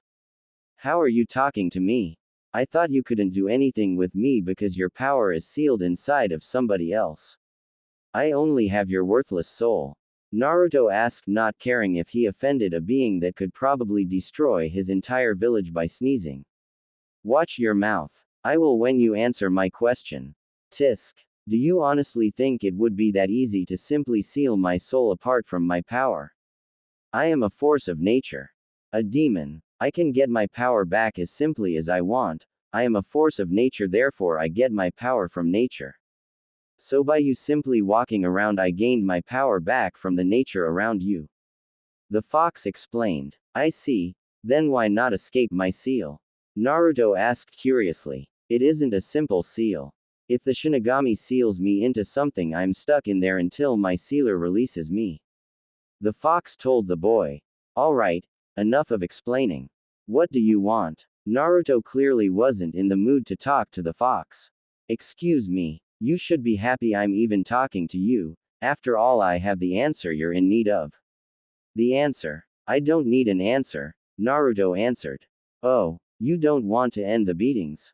End the suffering that those fools in your village cause you? The fox taunted. I'm listening. Now Naruto was getting curious. I can give you the power to fight back. The fox told the boy, expecting him to jump for joy. The fox waited in glee as it expected Naruto to be ecstatic because of the offer. No, I don't want it. Naruto replied flatly. What? Why? The fox was clearly flabbergasted and then roared. Why would you willingly give me what I want? Obviously, you're going to get something out of this and I don't feel like giving you something like that is a good idea. Naruto explained quite intelligently. You're smarter than I expected, but nevertheless. You mustn't worry about such things. The fox explained. Explain. Naruto commanded. Oh, now I get your attention. Very well. Demons don't like being in anyone's debt. And as of right now I owe you. The fox informed the 7-year-old. How? I never did anything to you for you to be in my debt. Naruto asked cluelessly. It doesn't matter. I am the reason you are being tortured, am I correct? The fox explained. Yeah. So then how can you help me? Naruto relented and asked. I can give you power, but, you will have to sacrifice something. The fox informed. What? You just said I basically deserve it, and that I wouldn't need to do anything. I know, but I'm giving you the power for free, but you have to sacrifice something so I can actually give you the power, and with whatever body part you sacrifice will be turned into a demon's part. Like for example, if you gave me an arm it would be turned into a demon's arm. However, if you sacrificed your heart, you would lose your humanity at the same time, but you would be turned into a demon. The fox explained. Naruto thought for a second, deciding if it was worth it, but he remembered something Hiruzen told him when he wanted to change. You can never become somebody else, you will always be you even if you put a mask to hide your true self. All we can do as human beings is change and adapt, but our very natural selves will always be there and weigh down on our changed selves. So, I would say this to you. Don't become somebody else. No, adapt and become stronger so you don't have to sacrifice yourself for something you don't want. And Naruto ended up taking that differently than what was originally intended. Was it bad? No. Deal. That's what I wanted to hear. So what part will it be? My heart. Naruto told the fox without flinching. What? I said I'll give you my heart. Naruto repeated. Are you sure? That fast? You can't go back after I do the process. I'm sure. Naruto clarified. You can't take it back, but okay. You will probably be out for a few hours during the process. Luckily you are still a child and you still have to adapt and grow, so you will be fine turning into a demon. Okay. Wait. Before I do this, can I ask some questions? I'm not backing out, I just want to clarify some things before I leave. I don't exactly know how long it will be until I talk to you again after all. Naruto said. Fire away. What will I gain from being a Hanyu or half demon? Other than the obvious traits like strength and speed and those basic things. Half demon? The fox asked, slightly entertained. Aren't I going to be a half demon? I mean, I'm a human, I wasn't born demon. Honey, please, as soon as you offered me your heart you were officially going to become a full demon. If you only sacrificed a limb or something like that, then I would say you would be a half demon, but a heart? I think not. The heart controls everything from your brain down to your chakra coils, every fiber of muscle is somehow connected to your heart. So, by default, if your heart is a demon's, I know you're smart enough to know the answer. If my heart's a demon's heart, I have a complete demon's body, Naruto answered in realization. Bingo. Now to what traits you may gain. That's not a simple question. Every demon is turned into a specific class of demon depending on what sins they are chosen by. The fox explained. Sins. The 7 deadly sins: lust, greed, sloth, wrath, envy, pride, and gluttony. Every demon is placed into a class of demons depending on what sin you are. Usually every demon is chosen by 2 sins and 3 is rare, 4 is almost unheard of. So, after you are a full demon, I will check to see what sins you are, and once I do that I will clarify what characteristics or traits you gained from your sins. But other than that, you will get naturally stronger and faster and more resilient. But don't get me wrong, you will have to train like any other human, because you won't just magically gain the power, you will get a boost, that's for sure, but you still have to go through the regular growth cycles and training and discipline to truly become powerful. After all, that's how the strongest demons are made too. The fox explained. I see. Would you really give up your own power simply because you owe me something? I find that hard to believe, Naruto asked again. Ha, you really think I would give you my power if I wouldn't get it back? Here's a little advice, boy. Never, and I mean never, give somebody something that you cannot get back. Whether it's love or power, don't give people something you cannot get back. Then, how am I getting it? Naruto asked confusedly. Okay, let me explain it simply. Imagine a tree, that tree is my power. Okay, I cut off a sapling and plant it somewhere else, that is your power. Okay, I will grow back my sapling and the new sapling will prosper and grow, maybe even growing bigger than the original tree.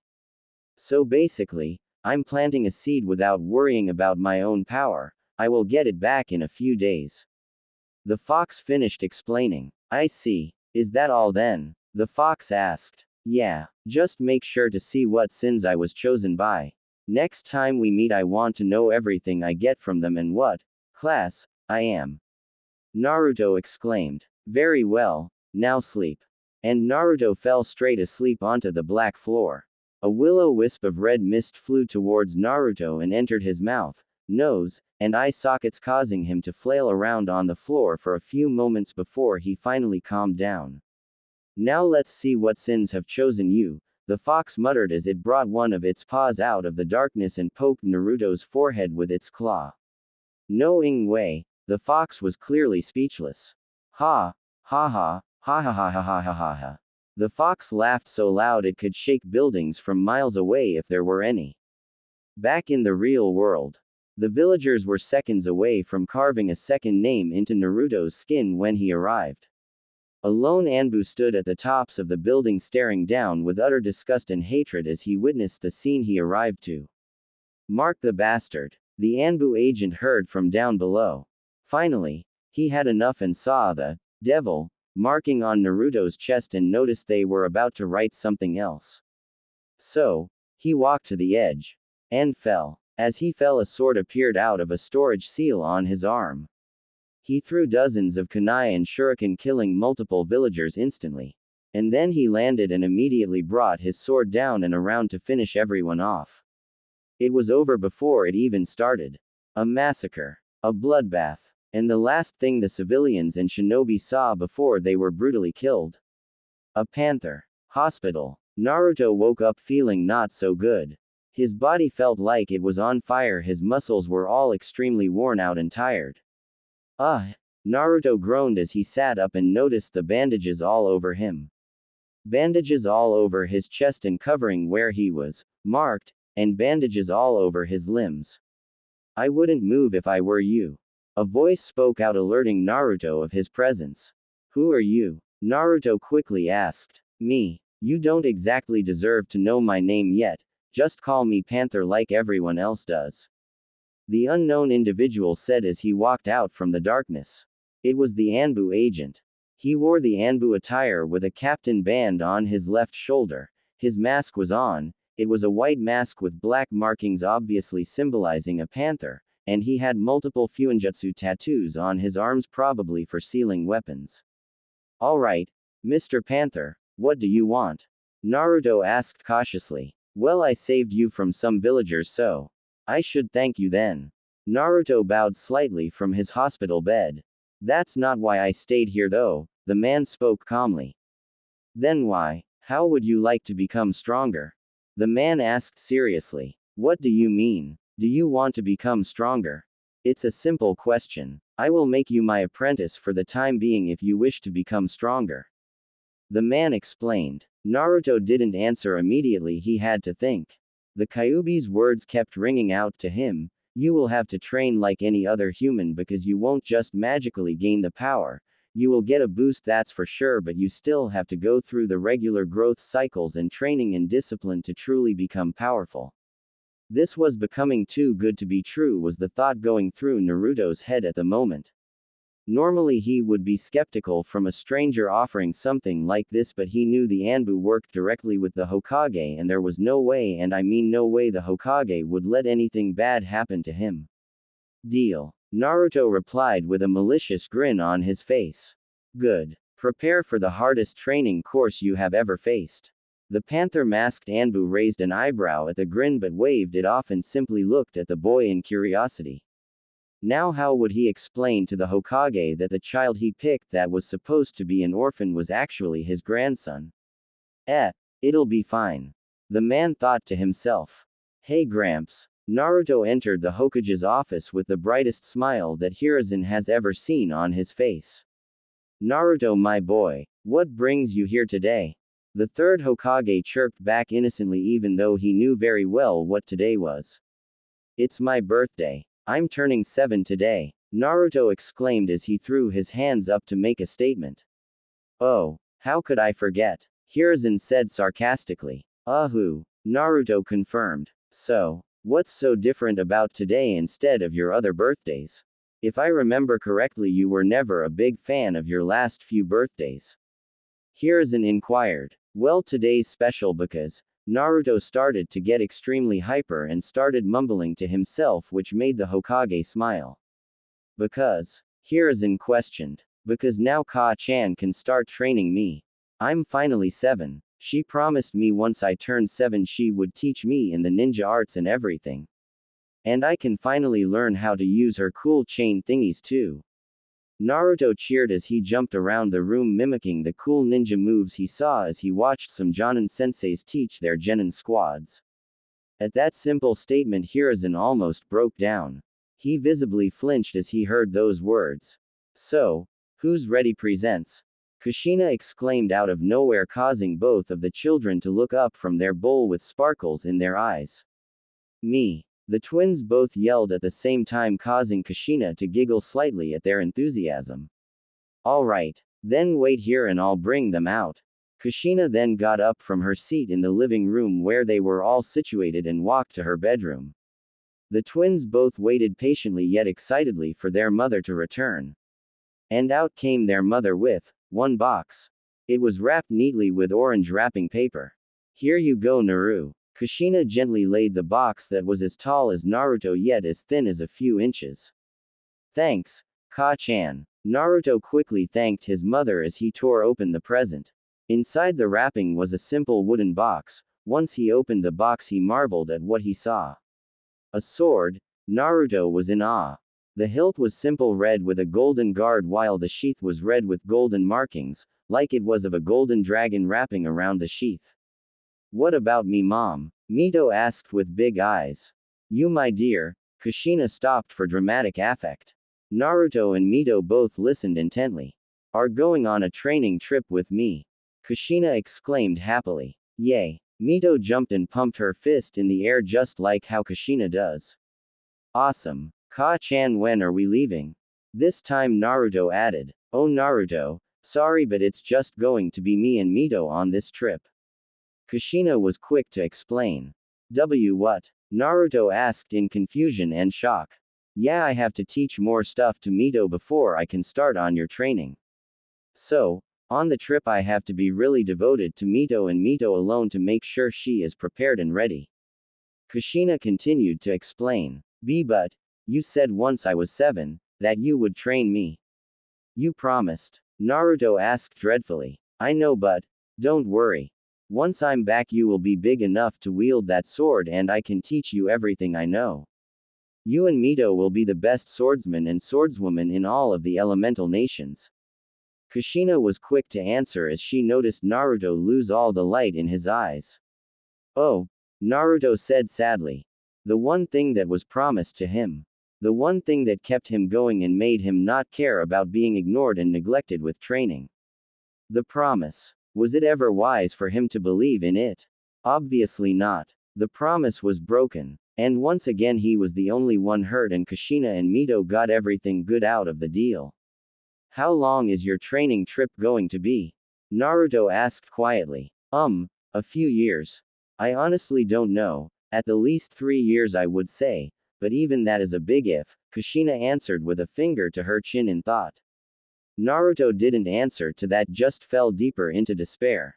Alright Mito. Go pack your bags, we are leaving tomorrow morning immediately.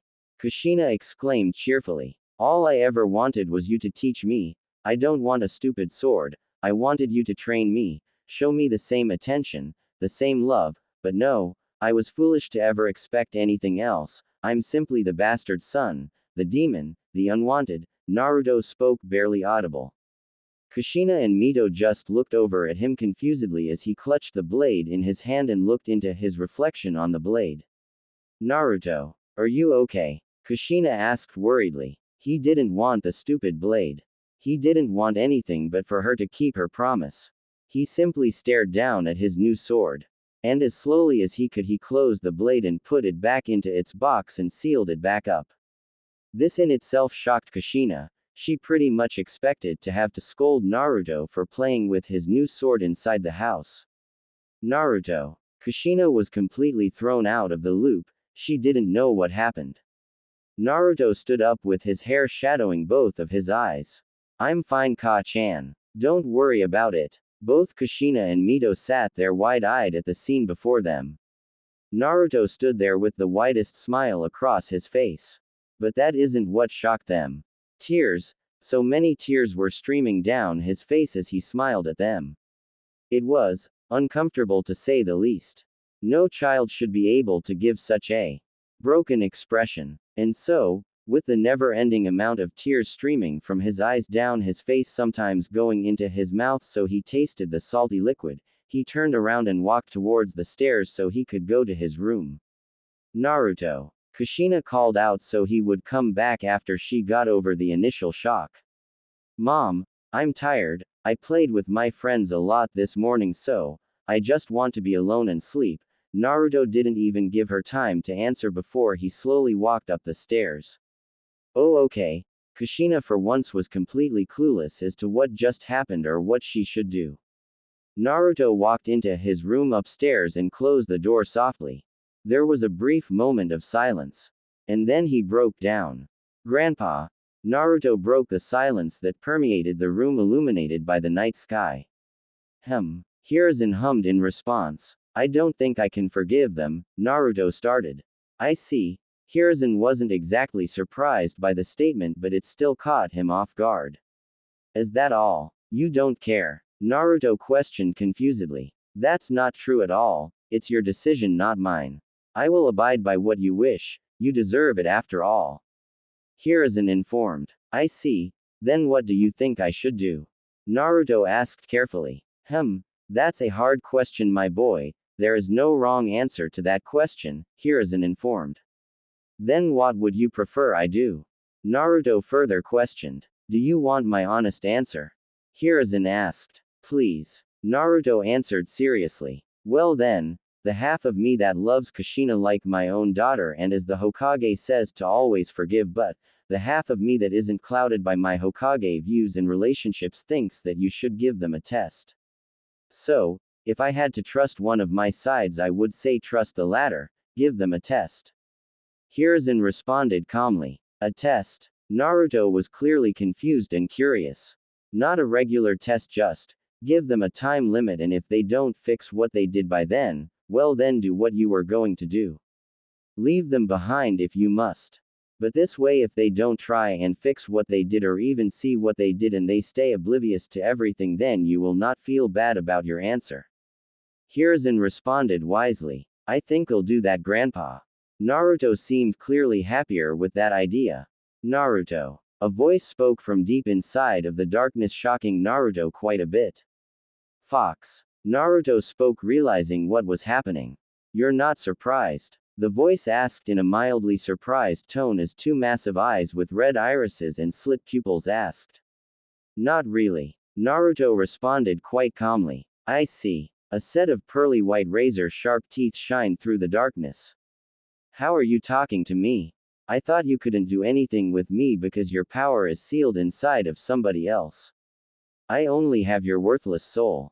Naruto asked, not caring if he offended a being that could probably destroy his entire village by sneezing. Watch your mouth. I will when you answer my question. Tisk. Do you honestly think it would be that easy to simply seal my soul apart from my power? I am a force of nature. A demon. I can get my power back as simply as I want. I am a force of nature, therefore I get my power from nature. So by you simply walking around, I gained my power back from the nature around you. The fox explained. I see. Then why not escape my seal? Naruto asked curiously. It isn't a simple seal. If the Shinigami seals me into something, I'm stuck in there until my sealer releases me. The fox told the boy. Alright, enough of explaining. What do you want? Naruto clearly wasn't in the mood to talk to the fox. Excuse me. You should be happy I'm even talking to you. After all, I have the answer you're in need of. The answer? I don't need an answer, Naruto answered. Oh, you don't want to end the beatings? End the suffering that those fools in your village cause you? The fox taunted. I'm listening. Now Naruto was getting curious.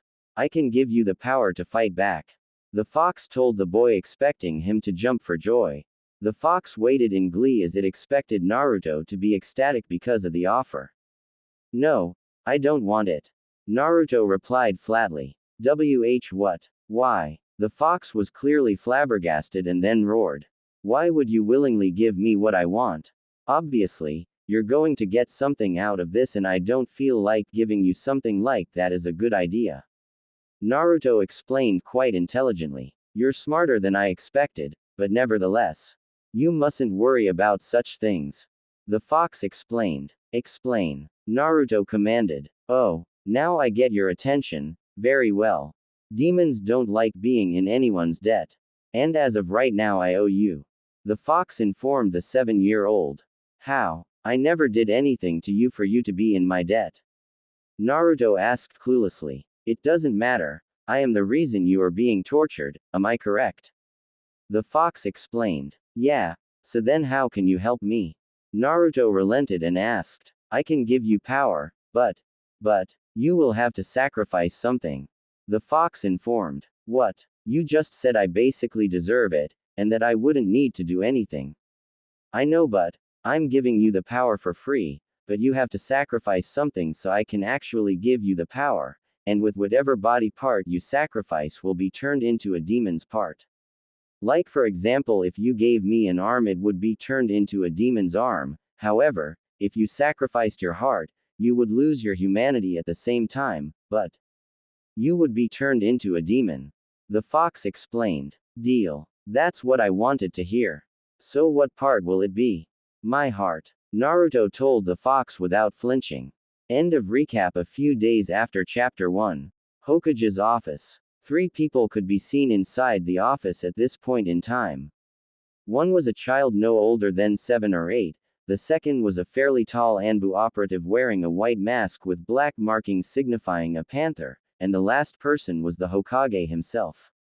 And so Naruto was standing on the right of the panther operative facing the old Hokage, who was on the opposite side of the desk in his chair. Hiruzen clearly looked tired and stressed out while Naruto looked sheepish, and the panther operative stood defiant, yet no expression was visible because of his mask.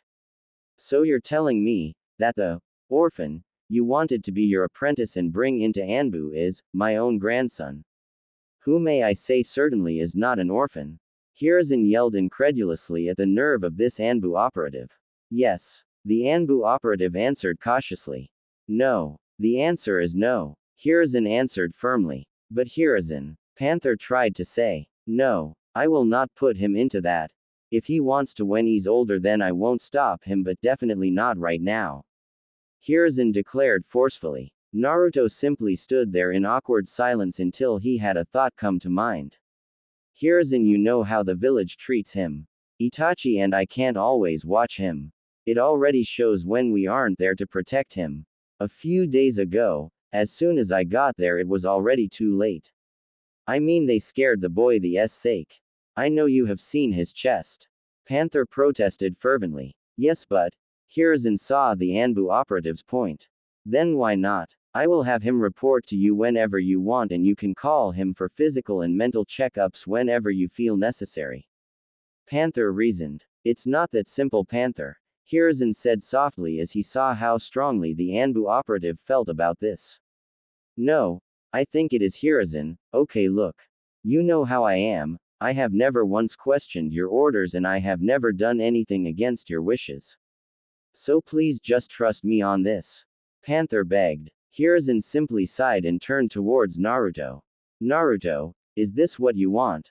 Hiruzen asked kindly. Yes. You can't always train me because you're the Hokage and have to work, so this way I won't bother you and I can still get training, Naruto answered meekly as he was now in the spotlight. I see. Well, thank you for thinking that way, Naruto, but you are not a bother, so you don't have to worry about that. Hiruzen answered. But you are busy. Indeed I am. You would be correct on that one. Hiruzen sighed and leaned back on his chair. The real problem is your mother, Naruto. Hiruzen informed the duo. What? Why? Naruto asked, slightly annoyed. I will have to ask her to sign a few papers to allow you to enter Anbu. No. She won't allow me. You know she never wanted to train me.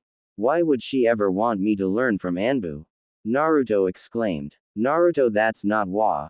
Hiruzen tried to stop Naruto from thinking that way but was interrupted. No, Hiruzen, you are forgetting something important. Panther cut in. And what is that? Hiruzen raised an eyebrow. If Naruto was a legal adult then he wouldn't need to ask for his parent or guardian's permission. Panther informed the Hokage and Naruto. How would I do that, Mr. Panther? Naruto asked as he looked up towards the Anbu operative. You would take the Ninja Academy graduation exam and if you pass then, you become a legal adult along with being a shinobi of the Hidden Leaf Village. Panther explained to Naruto. So that's how Itachi graduated early. Naruto brought his hand to his chin in thought. Indeed, that's also how Kakashi and your father graduated. Hiruzen piped in. Grandpa, can I take it? Naruto asked seriously. Hiruzen sighed and leaned back once again in his chair seemingly in thought. Please, Grandpa. Naruto asked again. Naruto, you know I really don't want you to do this, Hiruzen informed the boy. Grandpa, I know, but I have done everything all my life like how you or my mother wanted, and now I want to do this, so I am sorry but this is what I want, Naruto answered firmly. Hiruzen smiled at the boy before he spoke again. Very well. Panther, go get an academy instructor and bring them here. Naruto, you stay here with me. Hiruzen ordered and soon after the Anbu agent bowed and left in a shunshin.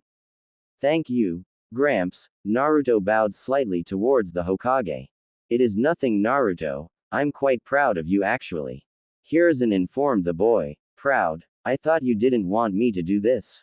Naruto asked curiously. I didn't, but you are going against what others want and forging your own path.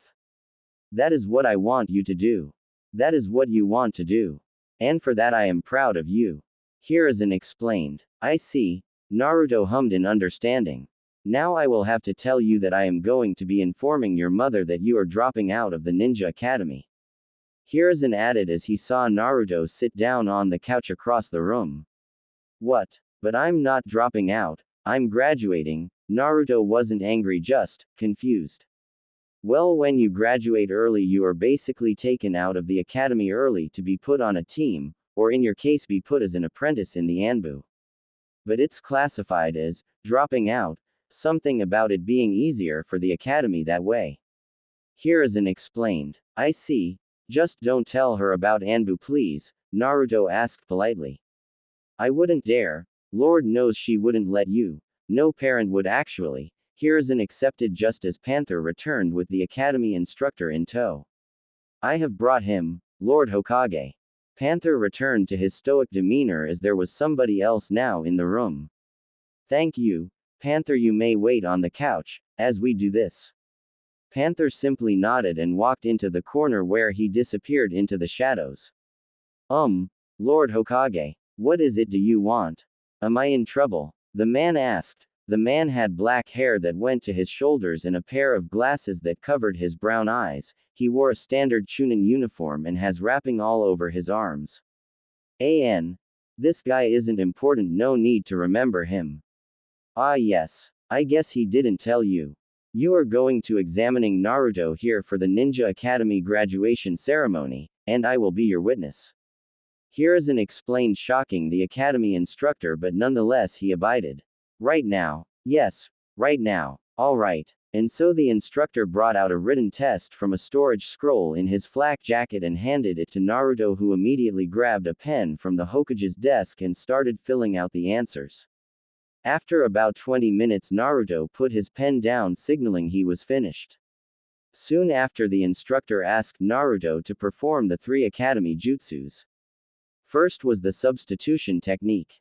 Then was the henge. And finally, Naruto had to create a perfect clone. He performed every jutsu perfectly. Now Naruto was sitting on the couch waiting for the instructor finish grading the exam. It was an awkward silence as Hiruzen smoked from his pipe and Naruto fidgeted on the couch from nervousness. All right, I am done grading the test. The instructor informed the group. Good. Now what is the result? Hiruzen asked as he put down his pipe. Well, as you saw, the practical exam was perfect, the problem was the written exam. The results aren't what we really want, but he did pass. He got through barely on the written exam, but that's to be expected considering he's, well, so young, the instructor told the trio. Yes. Naruto fell back on the couch, obviously happy and relieved. All right, that is all. I will get young Naruto here a headband. All I need you to do is inform the front desk so they can put Naruto here into the system and classify him as a legal adult. Hiruzen explained to the instructor. Right away, Lord Hokage. Is that all? The instructor asked as he bowed towards Hiruzen. No, that is all, you are dismissed. Hiruzen then ushered him towards the door. As soon as the instructor left the room, Panther came out of the shadows once again. So may I have Naruto as my apprentice? The Panther operative asked. Yes, permission granted, Hiruzen sighed. Good. Naruto, go home and pack your bags. I will pick you up as soon as I am done here. The Panther operative commanded Naruto, who jumped up slightly. Pack my bags? Naruto asked confusingly. All Anbu must live in the Anbu HQ if they do not have housing of their own, and that is where I am living and am in charge of. Panther explained. But I have housing, Naruto informed the Anbu operative. I know that, but if you are going to be my apprentice, I must be able to see you 24/7, and you are being trained to be Anbu, so it's time to get used to it. Now no more questions, I have to talk to Lord Hokage before we go. Panther then ushered Naruto out the door. As soon as Naruto was out of the door, the room dropped several degrees. All right, I'm guessing you have more questions for me? Panther asked seriously. I have one question, and many warnings. Hiruzen dropped all loving emotion he had when Naruto was around and turned stone cold. Then fire away. Why Naruto? Out of everyone in the village, why Naruto? Hiruzen asked, searching for any sign of emotion coming from the Anbu operative. I honestly don't know. You don't know? Hiruzen asked incredulously. I just feel pulled towards him, that's all. I'm intrigued by him, I could say. Panther answered truthfully. Fine. I am warning you, and these aren't warnings because of Kushina. No, these are warnings because I love Naruto like my own grandson, and you better protect that child from anything until he is capable enough to protect himself. But that doesn't mean baby him. Hiruzen explained to the Panther Anbu operative. Obviously, do you have any advice for his training? Only considering you have been training him in your free time. Panther asked. As you may have figured out, Naruto is just like his father, a prodigy. But as for training, throw him headfirst into it and he will pick himself up and get it down in no time. Also, do you remember when he had a breakdown? When he trained himself to death after Kushina and Mito left? Hiruzen asked seriously. Yes. Then you know to beware of idle time. Because he thinks way too much. Keep him busy, whether it's missions, work, or training, keep him busy. I have helped him a little bit so he's not as bad as before, but he still isn't perfect. Got it. I will help him fix that. Is that all? Panther asked. One last thing. Help Naruto become something else, a god amongst men. I know he has the potential to surpass his father and me already. Lord knows what we will create if you can train and help him correctly. You are dismissed. Hiruzen told the operative. Hiruzen could have sworn if Panther didn't have a mask on he would have seen a grin full of anticipation as he disappeared into the shadows. Kushina, you better figure it out, you messed up by now, or figure it out from this. Hiruzen spoke to himself as he brought out a scroll and a pen and started to write. Anbu HQ. Naruto and Panther appeared in the Anbu headquarters and immediately Naruto was like a kid in a candy store. He never saw so many Anbu in one place. It was a military-style building. One side of the building was full of dorms and other living necessities such as bathrooms, kitchens, etc. The remaining side was full of a few massive training grounds and office buildings and mission headquarters. Follow me, you will be next to my room. Panther spoke in his normal monotone as he started walking towards the dorm hallway. Oh, okay. Naruto quickly followed after him. As they were noticing, Naruto couldn't help but see the stares and glances the other Anbu operatives were throwing towards himself and Panther. They were all full of curiosity and confusion and none of them were full of hate or disgust. We're here. Panther brought Naruto out of his thoughts as they stopped in front of dorm room number 17. Dorm room number 17, which one is your room? Naruto asked as he looked at the door. It was reinforced oak wood with a silencing seal placed on the top. I'm in number 18, now go and get situated, we will start training tomorrow. Try not to annoy too many people, after all I am in charge of you, and if you have any questions come find me. I am a captain though, so don't expect me to be with you 24/7. I only have so much time off from Lord Hokage for the apprenticeship, but that doesn't mean I'm free completely. Panther then opened up his own dorm and walked in, leaving Naruto with a set of keys.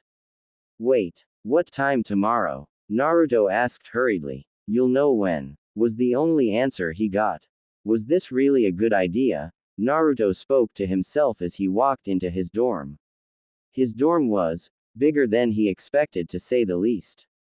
It was basically a studio apartment. There was an open kitchen with a bar counter COV.